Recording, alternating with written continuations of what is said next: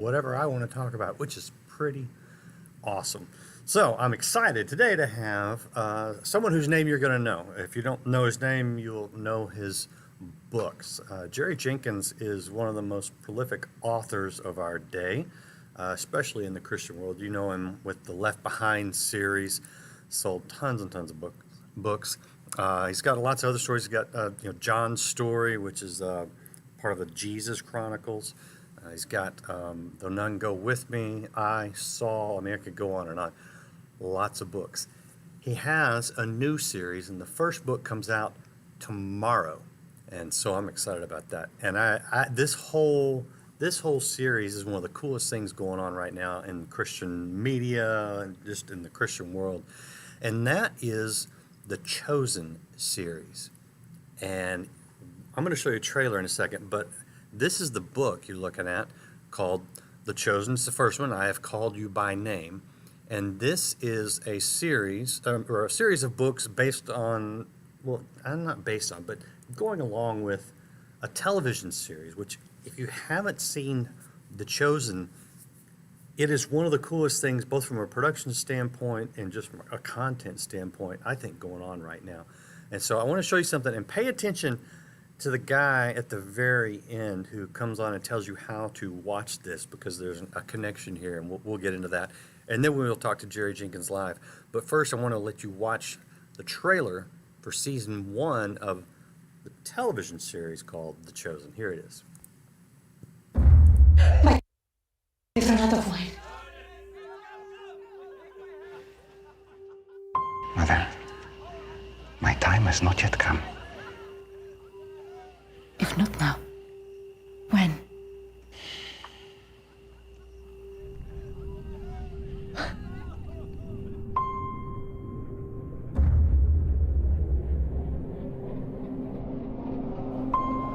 I'm ready, Father.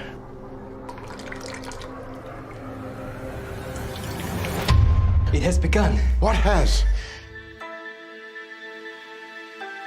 Miracles. Signs and wonders. Fear not, for I have redeemed you. I have called you by name.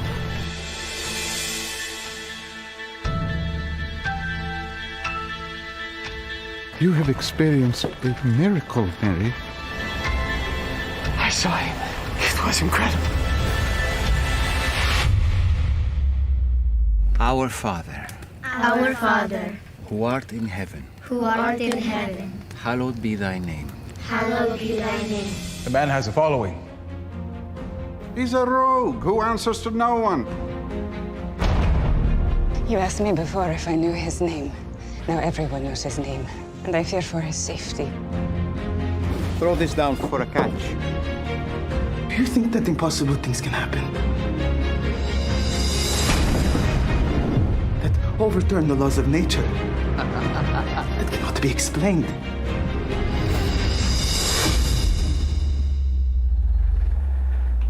Rise.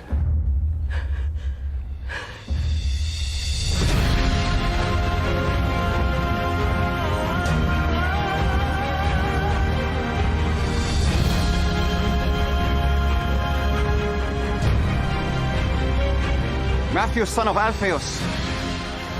Yes. This is different. Get used to different.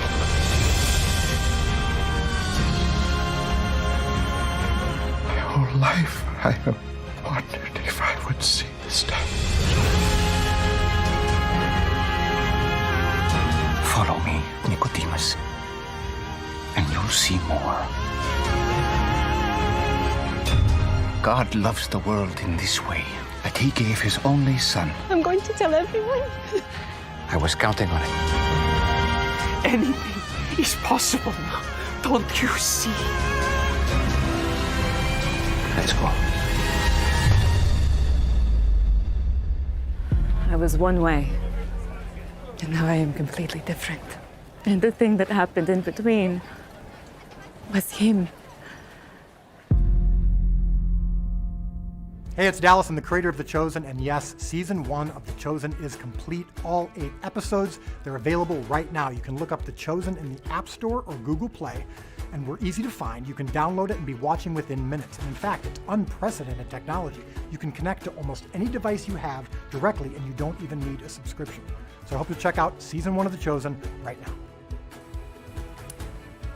That was Dallas Jenkins, who is the creator of the Chosen series, which is available now. I'd highly encourage you to check that out. And I have Dallas's father, author Jerry Jenkins, with me. Jerry, great to have you.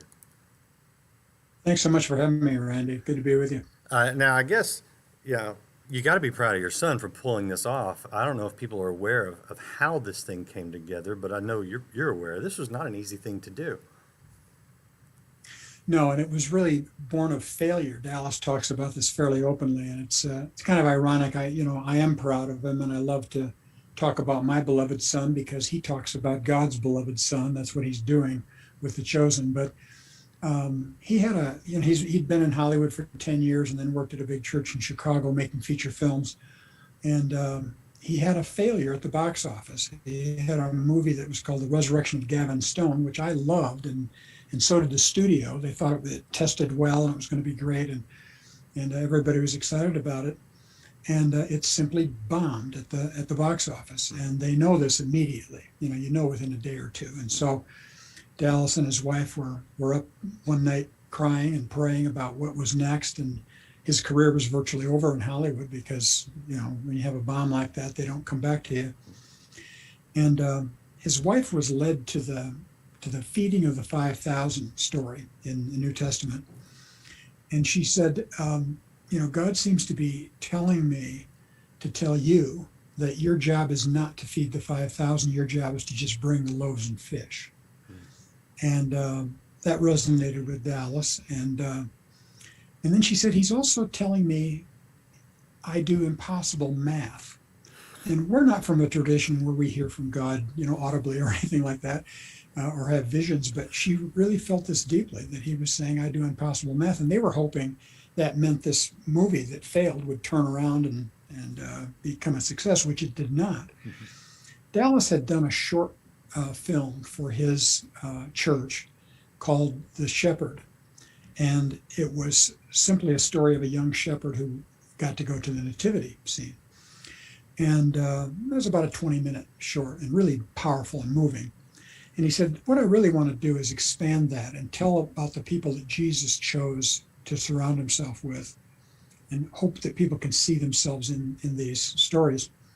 And he put that online, and it was seen by VidAngel, a production company, and they said, we think we could do something with this, and we would crowdfund it. And Dallas said, I don't believe in crowdfunding. We don't ask for money. We just put out the best we can and hope people buy it.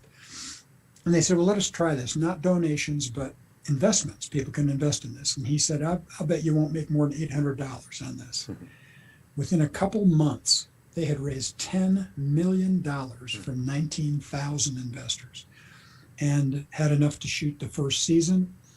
And that's how the thing began. It began with that failure of that other movie. And there's just some magic about it. I mean, the fact that I get to write a novel for each season is really a privilege, but I have to watch, or get to watch, every episode more than 20 times to be able to write these novels. I don't get tired of one scene. They all move me deeply every time, and so it's just been a privilege. All right, this is the novel that's out tomorrow, The Chosen, the first one I have called you by name, by Jerry Jenkins. Tell us a little bit about this, because this is a novel. This is not just like the gospel. There is some license going on there. There are some, you call it speculation, and I think people are fine with that once they understand the context. But giving people an idea of what they are reading when they pick up this book. Yeah, it's very similar to what Dallas and his team have done with the TV series. They take these stories we know, and we're lovers of Scripture, and we believe in the inerrancy of Scripture. So we're never going to do anything that violates the scriptural record, the biblical record. But we speculate, as you say. We tell the story of Mary Magdalene, and we assume that when she was demon possessed and living a horrible life, she was hiding behind a different name. She called herself Lilith. Now Dallas and his writers made that up. So she's hiding behind this name Lilith, and when she encounters Jesus at the lowest point of her life, she's bedraggled, she's filthy, she's in a bar, she's drinking, and this is first century Jerusalem, and they had the same problems we have today. And when Jesus encounters her, he tells her, this is not for you, this drink that she's trying to drink. And she thinks he's a typical man. So she gets up to leave, and he follows her, and she notices, and she's thinking, these men won't leave me alone. And the bartender has called her Lilith, and he knows her and has been trying to help her. And Jesus refers to her as Mary. And she stops. She's told no one her name is Mary or that she's from Magdala. And she turns and drops her drink in the alleyway outside. And Jesus says, I have redeemed you. I have called you by name. And it moves me to think about it now. He's called us by name. This is how, he knows us. We're his because he's called us by name. And she's wondering, how does he know my name? Unless he is the one who created me and redeemed me. And she's just speechless. And of course, he embraces her, casts out the demons, and she's redeemed. That's where the title of the book came from. But that's the kind of speculation we do. The story of the casting out is, of course, biblical and exactly the way it was portrayed in the Bible. But the invention of how she got to that point and how Jesus encountered her, that's the speculation. I think readers give us that license. They know that's not exactly biblical, but we're not adding to or taking away from the gospel. We're not inventing stuff that couldn't have happened. It would be too far-fetched. We're just saying this is the way it could have been. We do the same thing with Simon Peter. When Jesus told him to cast his net on the other side of the boat, what had happened up to that point? He was in trouble. He owed taxes. He had to fish all night, even on Sabbath, which was against his religion. But he had to, try to make it, and he couldn't do it. And then when Jesus says, "Cast your net on the other side," he smirked at him. It was like, "You don't understand. I've been fishing all night." And Jesus says, "Try it." So he cocks his head at Jesus, and Jesus cocks his head at him. He tosses the net, and we know what happened. And that's how Simon Peter then follows Jesus. So stories like that, and it's great fun to play with those. Most of these ideas, of course, come from the writers of the scripts. So I am basing it on the scripts, and people are going to see in the book what they saw on the screen. But I'm just having the time of my life reading these. Yeah, and it sounds like one of the easier ones because you've got a lot of the framework already done for you. So it is true. I have to admit, yeah. I actually am a huge fan of this style. It's sort of an historical fiction kind of style. In fact, years ago for Easter, I wrote a devotional around here where I did some speculation around one of the soldiers who stuck the spear in Jesus' side. What? Because I am totally fine with imagining what it must have been like to be there, because we are told so little. I mean, there are disciples. Most people can't name all 12 disciples, and we don't know hardly anything about half of them outside of some legend. So, I'm imagining you probably get some criticism for adding to, even though it's really an exercise in a genre that is fabulous for actually learning the history. I know I like this when I'm reading, the history of Ireland or the United States or whatever. I like the historical fiction because it's easier to read and to get into it as long as you know that, okay, now this is the fact part and this is the speculation to engage me in the story. Just explain how you do that with a clear conscience. Yeah, well, when I was 8 years old, I was in the hospital for a few weeks with rheumatic fever. And my mother, a godly woman, took the time to help me memorize the John 3, the whole chapter. And of course, it was in the King James Version, and it had to be explained to me what all the words meant and everything. But that has stuck with me over the years. And 60 years later or more, to see my son bring that to life on the screen and speculate about who Nicodemus was. I mean, we know he was a Pharisee. we get those details right, but what must he have been thinking? And to see him on that rooftop, and Dallas wrote that part for that actor. There's the actor's name is Eric Avari, and he's Indian born, but he's not Hindu. He's actually Buddhist. And Dallas wrote that part for him and sent it to his agent and said, I know he's retired, but might he come out of retirement to do this? And he read it and liked it. And so he showed up. And of course, he's a brilliant actor. But during that scene on the rooftop, Eric can't read the lines, can't recite the lines without sobbing. And so he's apologizing between takes and saying, I can't get through, it makes me weep every time. And Dallas says, run with that, because that may have been how Nicodemus was too. And Eric says to Dallas, do you think somebody's trying to tell me something? And Dallas said, well, yeah, I do. But to have them speculate about Nicodemus almost following Jesus, because Jesus invites him to come with them and on their journeys and in his ministry. And he has to decide, do I give up this life I have as a leading Pharisee and have wealth and well known and all this stuff? And he almost goes with him, and it breaks his heart to decide not to. But then, of course, we know later that he had to do with things that came about after the resurrection. But that's how you do that. I think you just try to imagine, what would this person have been like? What would his thought process have been? And as I say, I think readers give us that license to say, we're saying this is what it could have looked like. It might have been a different way. It might have been several different ways, but this makes sense and fits with the scriptural view. And we do get criticism. There are people who say, that's not in the Bible. You should stick with the gospel. Well, I've seen a lot of Christian movies about the life of Jesus, and everything is so solemn and formal that you don't really see the human side of Jesus. You see his godliness, but he's formal, and he's marching here and there with his hands on his tunic and speaking King James English.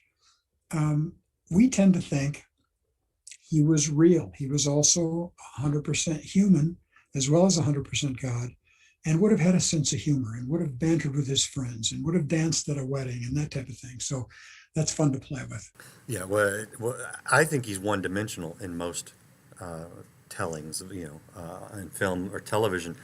In fact, one of the reasons I do love this, aside from the crowdfunding angle, which is really cool, is the way that it feels authentic, and I know that is a fine line to walk between what's in the scripture, which is kind of scant in a lot of places, versus what it takes to tell a story like that. Now I know you're biased, but is this the best series on the life of Christ that you've ever seen?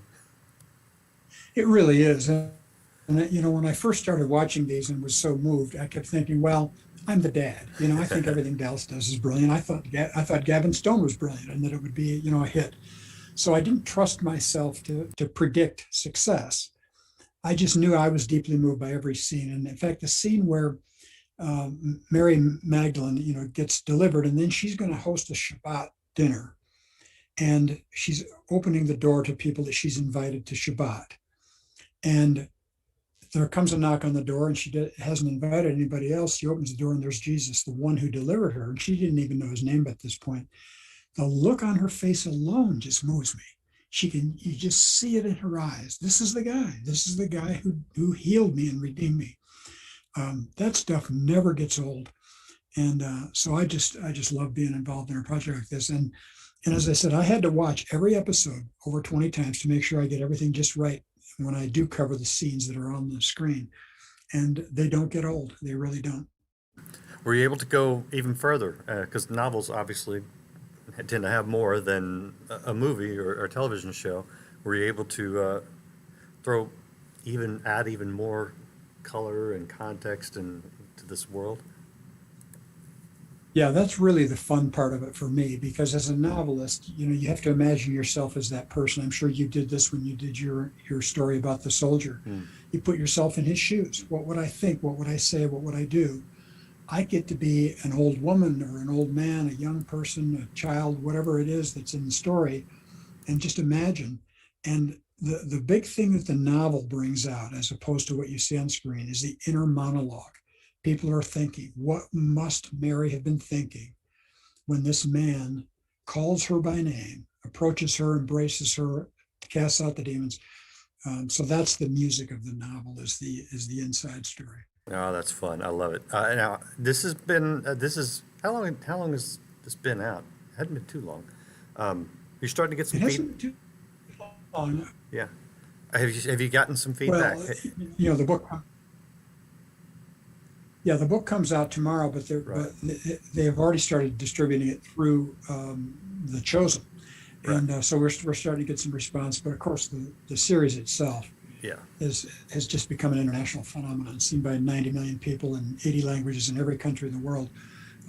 So I can only hope that the novel will do as well. Insane. I mean, and I don't. There's no reason to think it wouldn't actually.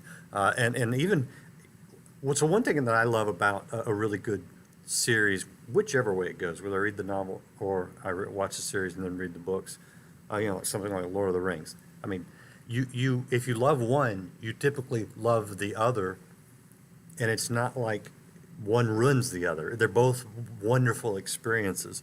So I'm guessing that a lot of people that have watched the series will want to buy the book just to further enjoy it. I hope so. Yeah. Yeah. No, I have no doubt. I really do think this will do well. How has this hit Dallas? How has the success hit Dallas after the failure of the resurrection of Gavin Stone, which people go find and watch, by the way? How has this sort of redeemed his career in a sense? Yeah, that's kind of ironic because, it's happening to Dallas around the same age that Left Behind happened to me. Mm-hmm. So we were both in our mid-40s when we had these sort of phenomenons of media. And I think it was good for it to happen to us in our 40s rather than, say, our 20s or 30s. Not that we couldn't have handled it, but we might have handled it a different way. He was broken by that failure of Gavin Stone. And the irony of that is people have heard about that now. And so they are finding it on Netflix and places. And they're saying, wait a minute, this is a great movie. Why did it fail? So it may have a resurrection of its own. It's kind of interesting. But he got to the point where he said, I don't care if I ever make a movie again. It's not my job to do a miracle. It's not my job to feed the 5,000. And, I didn't finish that story when his wife said that to him in the night. She went to bed. He stayed up writing about the failure of that movie and what might have gone wrong. And about 3:00 in the morning, he gets a Facebook message from a friend that he had corresponded with before, had never met. And because the guy happened to be in Romania, it was 3:00 in the morning in Chicago area where Dallas was, but it was daytime where this guy was. And the guy said, I just felt led to write to you and tell you it's not your job to feed the 5,000. It's your job to bring the loaves and fish. Oh my goodness. And Dallas wrote it back and said, why did you say that? He said, I just felt led to tell you that. And Dallas said his life changed right then. It was like, I'm just available. I'll bring loaves and fish. God, you can do with it what you want, whether it's making movies or pumping gas. I'll do whatever you want me to do. And so then this thing hits and becomes this phenomenon. And because he'd been humbled, it really had the effect of humbling him even more. He really feels, and he says this all the time, and I know him because I raised him, but he's not kidding. He's saying, this is so much better than I am. This product is better than I could have ever made it on my own. And miracles have happened on the set, things they thought would never come together. At the last minute, God provides. And, the crew is, half of them are believers and half aren't, but they're all overwhelmed by what happens on that set. That is so cool. I think a lot of times we make the mistake of thinking that it's our goodness or our holiness that really gets God involved. But so I just see it over and over. It's our brokenness, and our surrender. And then God's like, okay, now it's almost like now that you're out of the way, and I can do what I want to do, and I'm inviting you to be a big part of it. That's great. Are you working on the next book for the next series yet? Actually, I'm finishing a sequel to a previous novel that I did. It's called Dead Sea Conspiracy, and I'll deliver that the 1st of April, and then I start writing the second season because they're still shooting the second season. So there'll be time for me to get all those scripts and watch all those episodes. So that comes next. Are you really telling me that just in between novels while they're busy, you're just writing another novel? How many? Well, go ahead. I have. I'm working on my 198th book, and 2/3 of those have been fiction. I don't sing or dance or preach. This is all I do. So I'm mono gifted. If I've got a gift, it's just one. So I feel obligated to exercise it. And you don't just exercise. I think you work out. I want to show people your website. It's called jerryjenkins.com. But it's interesting because you say, let me help you write your new book, and you've got a writing assessment. Are you actually helping other people in between doing your own writing as well? Because that's a lot. I have about 2,000 online students, and we offer 4 new features each month in the Jerry Jenkins Writers Guild. And so I do enjoy that. That's a fun thing to do. I have some long days. I asked my wife if I should retire. She said, from what? You love your work, so it's not really work. So, this is all you do, so keep doing it. I think she wants me not underfoot, Okay, so I'm going to ask some nerd questions because I do write as well. How many words typically do you put down in a day? I do it by pages rather than words. I'd have to figure that out by words, but it used to be when I was in my prime and writing about 4 books a year for, almost half a century. I could do 20 finished pages a day, which is an incredible number. And I try to tell students, don't try to emulate that. I started in newspaper and magazine, and I'm a fairly fast writer. I still don't submit anything unless I'm happy with every word. But nowadays, because I'm teaching also, and trying to pace myself, I'd like to finish well. I try to finish about 5 pages a day, and roughly, a little over 200 words per page. So I'm writing a little over 1,000 words a day, probably. Is that old-fashioned style? Is that ink? Is that laptop? Is that voice? How do you write? It's I do it on the computer. Yeah, I've tried to stay up with technology. I mean, I started on a manual typewriter back in when rainbows were only in black and white. But I've graduated. Every time there was new technology, I got it. So I work on a computer, and that really helps me go faster too. Oh, that's amazing. Are you taking new students? So somebody wants to know. Are you accepting new students online? Yes, if they just go on to jerryjenkins.com or jerrysguild.com, jerrysguild.com. We usually open it only for certain seasons because I like to concentrate on the students we have and not try to always be adding. But we can always work in a few new students, sure. All right, there's jerrysguild.com where you have to join, and then you can log in. And then back to The Chosen, which this is vidangel.com, and I'll put the long URL because you can go check out how to watch that. But definitely check out The Chosen, and then Jerry's novel that's out tomorrow, so get in line. Go to your local bookstore and line up old-fashioned style. That'd be awesome. No, we don't really do that anymore. It's The Chosen. I've called you by name. And Jerry, I love this project. The video and the novelization of it. What is your hope that this does overall? Our real hope, because we're lovers of the Word, and of course we're lovers of Christ, we don't want this to substitute for somebody's Bible. We want it to take them back to their Bible. We want people in the Word every day, that's good, going to a good Bible teaching church, and really get to know Jesus. This is the way that Jesus can make us what we're not when we encounter him, like these people did in the first century. We're the same as they are. So that's the goal of the novels and of the TV series, get people back to the Bible. Love it. Absolutely love it. Check it out. The Chosen, the book, the series. This is fun. It's nice that it's fun because it just brings to life something that is life-giving, and I just love it. So thank you for doing that, Jerry. Thank you for taking the time to talk to the audience today. You guys out there watching, Man, this is a good one to share. If you haven't followed or subscribed to Life Today TV, please do that now. And join us again tomorrow, man. We've got great interviews lined up all week. So we're here to just lift you up, encourage you, help you grow.